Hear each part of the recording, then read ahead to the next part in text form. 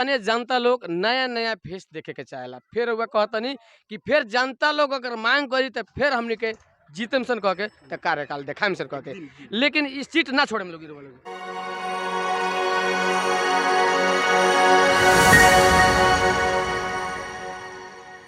रहे बने गतिशील डेली.com के साथ में हम अनिल गुप्ता और कैमरामैन में सपोर्ट कर बने उपेंद्र शाह।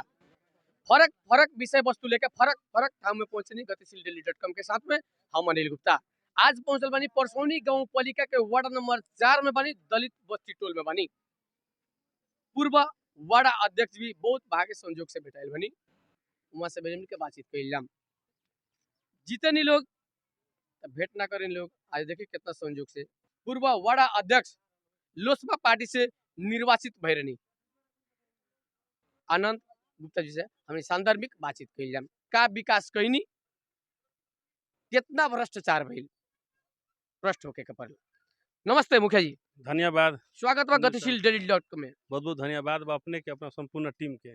मुखिया जी अपने के वार्ड में बनी हमनी के पूर्व वार्ड अध्यक्ष अपने रहनी, आज भी तो मुखिया जी लोग कह के पहचान कर तो अपने के, लेकिन काथी काथी रहुआ अपने के कार्यकाल में काथी काथी विकास कैले रहनी। कथी बात सर कि अपने बहुत अच्छा सवाल उठैनी है आ संजोग से हमसे भेंट हो गल। पुनः अनिल भाई के बहुत बहुत धन्यवाद देतानी।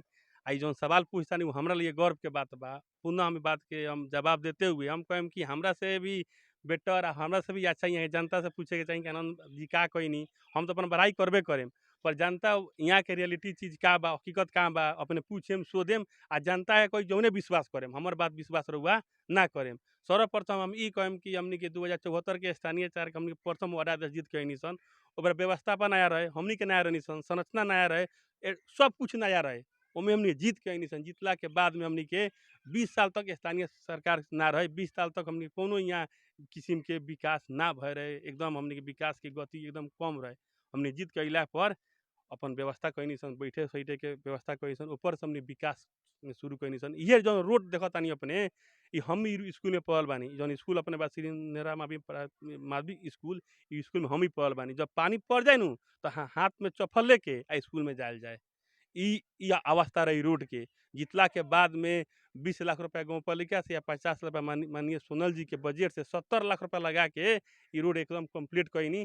जौन ई रोड में हमने के विद्यार्थी आज के दिन में जूता पहन के चप्पल पहन के अपने के पढ़े जाला। विकास तो हम बहुते कैनी, पर कथी बाटे जौन विकास हम कैनी थाई रूप से विकास कैनी। कथी कथी विकास कैनी अपना वार्ड में? अपने वास में सबसे पहले हम नाला रोड, ओकरा बाद में शिक्षा, ओकरा बाद में अपने के जितना अपने के ऐलानी जमीन चपाए रहे, जौन ऐलानी जमीन के रास्ता बंद रहे ओकरा के हम सुचारू कैनी। देखल जाए हमरा कार्यकाल में तो बहुत हमर कठिन कार्यकाल बीतल। जमा हमनी के 4.5 बरस के अवधि मिलल, 6 महीना पहले चुनाव हो गए। 4.5 बरस में हमनी के 1 बरस 1.5 बरस तो हमारे हवा हुरी आए 2075 12 महीने 17 गते इतना ना बड़का हमारे गाँव में हवा हुरी आयल कि हमारे लमसम आधा गाँव उजड़ गल। मुखिया जी जीत के भी अपने दलित बस्ती टोल में वार्ड नंबर 4 में जी शौचालय के व्यवस्था न करावे हम अपने बात कहतानी, हम वो बात कहतानी हमनी के 1.5 बरस तो हम हवा हुरी खा गल। ओकरा बाद में हमनी के जितनी सन ओकरा बाद में काम करे साथ में ओकरा में कोरोना आ गल। हमरा 2 बरस हम लमसम पैमा रहनी कोरोना में हवा हुरी में। 2.5 बरस के समय में हम काम करे के उदान कैनी आ काम बहुते करे के जरूर है। एके बेर तो मशीन तो ना सब काम कर दिया, एगो नेपाल सरकार के सीमा रहेला, एगो बजट के निर्धारण उ बजट के भी काम करे के पड़ल। तो ई टोल में हम देखेंगे रास्ता के बहुते आवश्यकता बा, खाली बजट काट के 70 लाख रुपया लगा के हम यहाँ के रोड हम निकलवा देनी। ओकरा बाद में आए वाला दिन में हम एगो रास्ता देखतानी अपने भसाओ जाए वाला, ई पानी पड़ जाए तो अपने के आओ जाओ आवल एकरा के हम बनवा के अपने के ग्रेबल कहीं रोड बनैनी। यहाँ के अवस्था देखनी कि ऐसा बाटे कि यहाँ अपने के गाछ बास आवास तीनों के अवस्था बा। प्लानिंग करत रहनी सर, हमने के साबिक गाबी 100 वार्ड अपने के 9 गो वार्ड बा, आ वार्ड अपने के फुटुआ जब्दी अपने के एगो वार्ड हो गल बा, वार्ड नंबर 4। अपने के पालिका अंतर्गत में को गो वार्ड पड़ला? हमर पालिका अंडर में 7 गो वार्ड पड़ेला, जौन हमनी के पूर्ण एगो गाबी 100 के वार्ड बनल बा, एमे साबिक 9 गो वार्ड बा आ बजट के निर्धारण उहे बा। जौन बजट आए हम सब उही काम करी, पर सबसे बेसी हम दलित बस्ती में ध्यान दे के यहाँ काम कैनी। यहाँ अपने के एगो पुराना हमनी के माई स्थान रहे, ओमे एगो नया बाटो निकलनी, ब्रह्म बाबा के नया रोड निकलनी, वहाँ भी काम कैनी। ई रोड में हम रोड बनवैनी, नाला बनवावे के भी हम आए वाला दिन में सोचते रहनी, प्लानिंग कैले रहनी। तो हमने कार्य चुनाव अगर कार्यकाल चल गए हम 100 के वर्ष काम कैनी, पर हमारा समय ना मिलल पर्याप्त काम करे खातिर, तो हम काम करे ना सकनी। पर हम ई कहें कि जे भी मुखिया आयल बा उ स्पेशल दलित के बस्ती के अपने ध्यान दे के काम करो, काहे कि नाला के अवस्था इतना ज़्यादा बा कि नाला के पानी पड़ जाला तो यहाँ जगह जगह नाला बना जाला। एकरा के काम करो और विगत में हम जौन काम कैनी ओकर जनता मूल्यांकन करता, जनता से पूछी, हम अपन पढ़ाई अपन ना करें। पर हाँ, यहाँ सबसे बेसी देखल जाए दलित बस्ती में तो यहाँ वास्तव में अपने के नाला के जरूरी बाटे, एगो टॉयलेट के जरूरी बाटे और एगो दलित आवास निर्माण के जरूरी बा, जौन कि यहाँ देखल जाए बहुत सन घर फूस के बाटे। ओकर हमनी कार्यक्रम प्रस्तावत कर दिले बानी, हो सकता नेपाल सरकार के कार्यक्रम में पड़ जाई तो यहाँ प्रत्येक लोग के घर भी बन जाई। आए वाला भी जे भी जन मुखिया बा एकरा के प्रस्ताव करो और ई दलित बस्ती के एगो शुद्धिकरण में लेके चलो के हमनियों के में सपोर्ट रही सर। आदरणीय दर्शक वृंद, अपने देखल बानी लोजपा पार्टी से निर्वाचित पूर्व वार्ड अध्यक्ष आनंद गुप्ता जी के बात सुनतनी। मुखिया जी फिर हमने के चल जाम सांदर्भिक बातचीत लेते हैं। अपने के कार्यकाल में जौन के मंदिर उन्हें कौन फील्ड कहला चंडी माई के मंदिर, वहाँ मंदिर खूब अच्छा से व्यवस्थापन अपने करे नहीं अपने के कार्यकाल में भइल। लेकिन आज के समय पर अपने वार्ड के जनता लोग का कहतनी कि वहाँ पुजारू के कोनो व्यवस्था नहीं के सकत।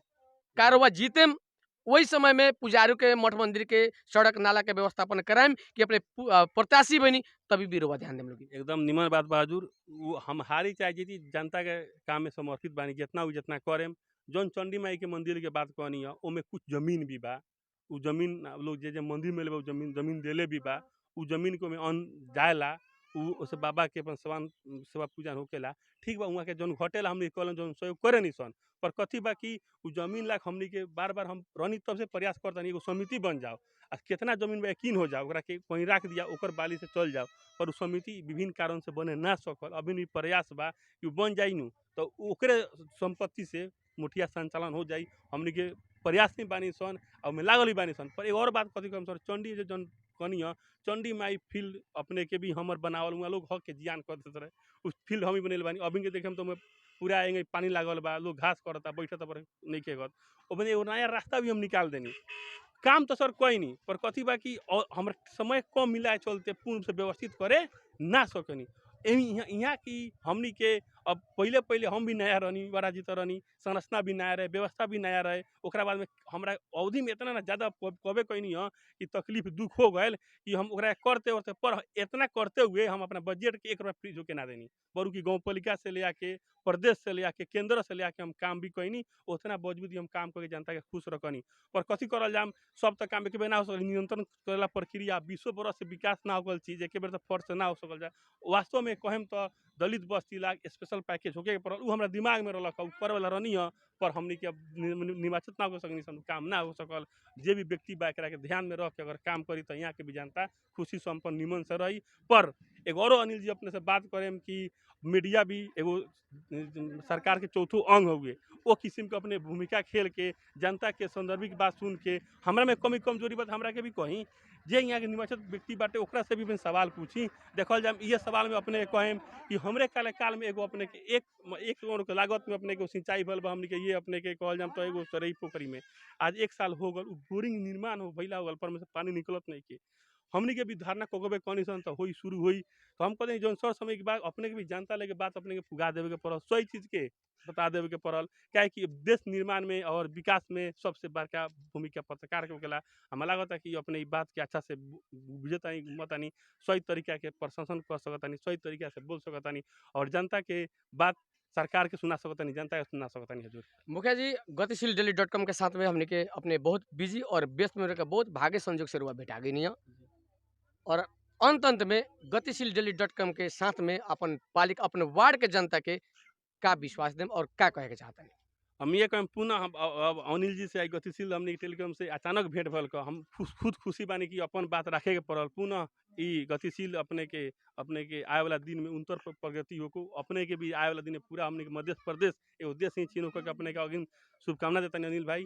और आए वाला दिन में हम जनता है ये कहतानी कि अपने लोग के सही काम के सपोर्ट करे के पड़ल, गलत काम के विरोध करे के पड़ल। अपने के कहीं काम होता तो कहे कि जनता जागरूक होकेला, जनता ही जनार्दन होकेला, जनता देश चलता। हम अगर गलत करते हैं तो हमारे विरोध करी या सही करते सपोर्ट करी और जनता के काम में हम 24 घंटा लागल बानी। जरा भी अगर हमारा लिए पद बड़का चीज़ नहीं के पद में नहीं भी तो हम जनता के सेवा करे में तैयार बानी, हमारे जितना हो सकता हमारे सेवा दे सकतानी। पर हाँ अपन अधिकार जब सरकार दे दिले बा, पहले अपने बजट में अपने के सीट रख अब अपने के सीट में अपने के आरक्षण हो गल बा। पहले बजट में अपने के आरक्षण रहलक, अब सीट में भी आरक्षण हो गल बा। हर एक टोल से हर एक 5 गो प्रतिनिधि रहेला, ओमे दलित महिला के अनिवार्य एगो सहभागिता बा। तो दलित के जौन समस्या बा, जे जीतल दलित महिला बाटे ओकरा लगे बैठ के अपन समस्या कह के उ दलित के स्पेशल जौन बजट सरकार देतलक ह, अब सीट देले बा, उ सीट के आधार पर दलित जे महिला सदस्य बा, जे पुरुष सदस्य बा, ओकरा कह के बजट लेके अपन काम करावे के पड़ल। अधिकार से वंचित रहे के ना पड़ल। अगर ना खोजे हम लोगन तो ना मिली, अभियान चलेला से भी कुछो ना होता। काहे कि आज के दिन में सब लेके मोबाइल इंटरनेट हो गल बा। अपने लोग के भी, जनता लोग से हम कहेम कि अपने लोग के भी हमरा के जौन वोट दे के जीतैनी, हम बहुत बहुत अपने के धन्यवाद देतानी। हमर नसीब में ना रहे तो हम ना जीतनी, पुनः हम प्रयास करेम। अगर नसीब में होई तो जीतेम, आ जीत के आएम तो जौन हमर कमी काम फिर बा खड़ा होके करेम। ई बताए ना सकेम। पर हम अगर खड़ा फिर अपने कहता नहीं कि फिर हम खड़ा जीतम होके का। खड़ा होके के बात हम ना कनी कनी, अगर पुनः अगर हम खड़ा होतानी तो हमर नसीब में होई तो फिर जीतेम। मुखिया जी फिर अपने के लिए चलते नहीं, फिर पीछे ले चलते जी नहीं। जी कहल जाए। स्थानीय जनता लोग नया नया फेस देखे के चाहेला। फिर वह कहता नहीं कि फिर जनता लोग अगर मांग करी तो फिर हमने के जीतम सन कह के तो कार्यकाल देखाम सन कह के, जी, जी। लेकिन इस सीट ना छोड़े हम लोग ना ना हमरा कथी बा सर, हम ई स्थानीय सरकार में सरकार चलाने के हम सेवा के भावना से आयल बानी। हमर कुछ नहीं हमार रही, काहे कि हम जहाँ जन्मल बानी वहाँ के जन्मभूमि के हम विकास करे आयल बानी। काहे कि बहुत ऐसा चीज बा कि यहाँ नहीं के होके सकत, बहुत ऐसा कारण बा कि राजनीतिक कारण होकर नहीं कर। एकरा के हम जब पूर्ण रूप से विकास कर देम, कुछ हमारे एजेंडा बाकी बा, वैसे कनिए कुछ हमारे एजेंडा बाकी बा, वैसे कनिए पूरा हम एक बेर हमरा अगर जनता चाहिए तो आएम। हमें ऐसा एजेंडा बा कि जैसे दलित बस्ती के बनावे के काम बा या नाला के काम बा। अगर ई मुखिया कहे तरन तो हमारे लिए कोनो जरूरी नहीं के। कुछ ऐसा हमनी कोठी के वो जमीन बा, हमनी के उ कोठी के जमीन पर हम मुद्दा उठैले रहनी, कोठी के जमीन का अधूरा रह गल बा, उ सपना साकार करे के बा।